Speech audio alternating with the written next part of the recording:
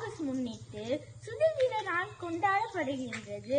அதை முன்னிட்டு நான் என் வீட்டில் சுதந்திர கொடியை கட்டப் போகிறேன். வாருங்கள், செய்யலாம். இப்பொழுது நான் கொடியை கட்டப் போகிறேன். வாருங்கள், பார்ப்போம்.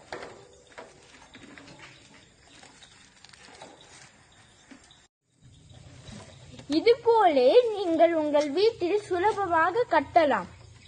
முதலில் 2 சுத்தை சுத்திட்டு நல்லாக 3 சுத்து சுத்திட்டு அடுத்தது நன்றாக முடித்து போட வேண்டும்.